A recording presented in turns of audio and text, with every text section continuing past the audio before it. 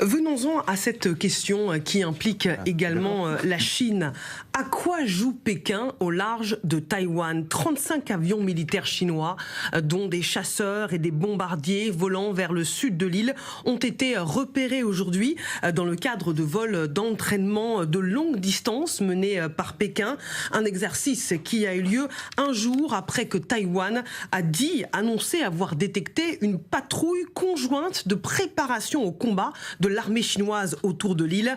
L'armée taïwanaise a déployé en réponse des avions, des navires et des systèmes de missiles à terre. Tension maximale, alors que, je vous le rappelle, la Chine considère que Taïwan fait partie de son territoire et n'exclut pas de recourir à la force pour placer l'île sous son contrôle, une démarche jugée légitime par le pouvoir chinois. La question de Taïwan est au cœur des intérêts fondamentaux de la Chine et constitue la première ligne rouge à ne pas franchir dans les relations entre la Chine et les États-Unis. La Chine demande instamment aux États-Unis de reconnaître pleinement les graves conséquences de l'armement de Taïwan, qui se retournerait certainement contre eux, et de ne pas s'engager plus en avant dans la mauvaise voie. Plusieurs pièces d'armement américains ne combleront pas l'écart de puissance militaire entre les deux rives du détroit et arrêteront encore moins la tendance historique à la réunification de la Chine. L'armée populaire de libération améliorera continuellement son état de préparation au combat, renforcera globalement sa capacité militaire à combattre et à vaincre et sauvegardera fermement la souveraineté nationale et l'intégrité territoriale. Emmanuel Véron, est-ce la dernière provocation de Pékin ou un avertissement ? Non, en fait, c'est la continuité de ce à quoi Pékin s'évertue depuis maintenant de nombreuses années. L'amiral le disait, en fait, c'est plus des entraînements, grandeur nature, sur tout cet ensemble-là, tout ce théâtre, tout cet espace géographique, qu'il soit sur terre, sur mer, dans les airs ou même dans l'espace, plus du cyber. Tout ça est interconnecté, tout ça est multichamp, multimilieu, etc., comme le jargon militaire le rappelle. Pourquoi ? Pour effectivement prendre Taïwan et avoir, ce que Gilles Méali disait tout à l'heure, sur les chaînes d'îles, c'est-à-dire avoir cette suprématie politique, militaire, industrielle, en fait, de souveraineté sur ce qu'on appelle la première chaîne d'îles dans cette zone Asie-Pacifique, au cœur de l'Indo-Pacifique, depuis le sud du Japon jusqu'au nord des Philippines. Et ça, ce sujet-là, en fait, est une obsession du régime, du Parti communiste chinois à Pékin, pour mettre le dialogue face à la puissance américaine qui elle-même, dans le même temps, sous Obama, mais surtout sous Trump, et on verra la suite, ça a été compris sous Biden et la suite à venir de l'administration américaine, renforcer ses alliances militaires avec précisément le Japon, la Corée du Sud, ne pas oublier bien évidemment Taïwan avec un statut, une situation très singulière, jusqu'aux Philippines et quid du Vietnam.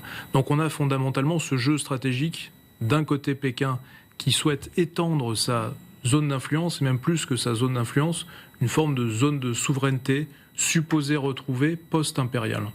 Et si on dézoome un peu la géographie, les théâtres, en fait, il y a le sujet de la correspondance entre les agissements de la Chine avec les agissements de Moscou, à un niveau stratégique.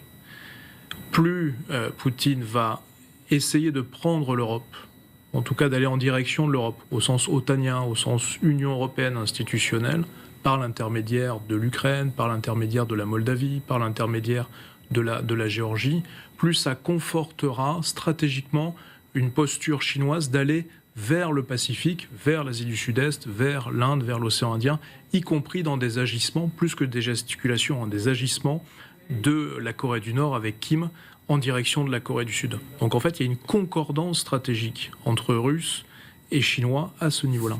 Amiral, est-ce que Pékin vient de faire un pas de plus vers ce que certains estiment comme un affrontement inévitable au large de Taïwan ?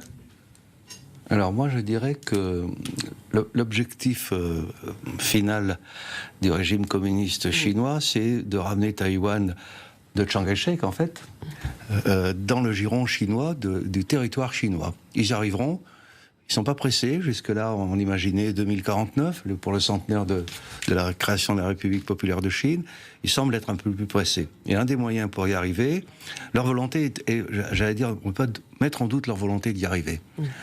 Et donc, ils sont en train de tester les moyens d'y arriver, soit en espérant que Taïwan va rendre les armes, Et c'est pour ça qu'il faut qu'à chaque fois, non seulement les États-Unis, mais les pays occidentaux, qui ne peuvent pas accepter, de même qu'on n'a pas trop accepté en Ukraine qu'on envahisse des territoires, montrent leur détermination. Il y a le passage innocent des bateaux de guerre, c'est une affaire assez classique. Il n'y a pas simplement les Américains, mais les Anglais, les Français, je crois même les Allemands aussi l'ont fait récemment. Et ça montre un peu la détermination. S'ils sentent qu'il y a un petit ventre mou, voilà. Oui. Et là, encore, on en revient au 5 novembre. Quelle sera l'attitude d'un Trump s'il est élu président ? Après tout, il n'est peut-être pas tellement concerné. À un moment donné, les stratèges américains lui montreront l'importance de Taïwan et de toutes ses connexions face à la puissante Chine. Mais voilà, donc ils sont dans une fenêtre de tir, si je puis dire, assez favorable. Gilles Miaili. Oui, il faut d'abord savoir que les Chinois avaient une autre stratégie, il y avait une autre option de récupérer le Taïwan, et c'est l'option un pays, un État avec 2 systèmes. Ouais.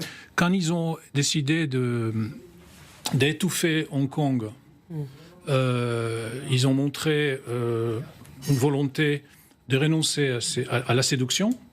Et il faut savoir que jusqu'à il y a quelques années, 10, 15 ans, même moins, il y avait une partie pro-chinoise très importante à Taïwan. Et l'idée de se rapprocher de la Chine était une option tout à fait raisonnable à l'ordre du jour politique. Donc les Chinois, sous le secrétaire général actuel Xi, ont décidé d'abandonner ces voies.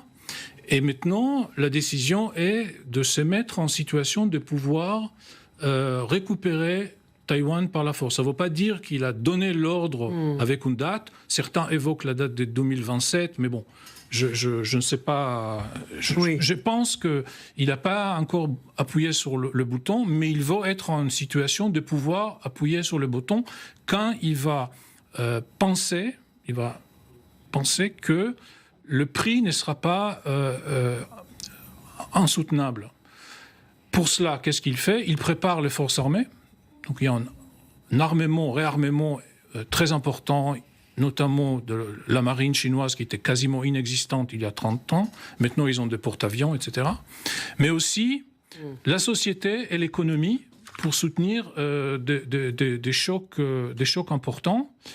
Et tout est lié. Donc il regarde ce qui se passe en Ukraine, comme Poutine regardait ce que faisait Biden en Afghanistan et ce que faisait Obama en Syrie. Donc tout est lié. Rapidement, Nadezhda Kutepova. J'observe avec l'horreur, parce que c'est Poutine qui a ouvert cette boîte de Pandore et qui a permis de penser à tous les tyrans de cette époque, penser qu'il peut réaliser ses mauvais rêves.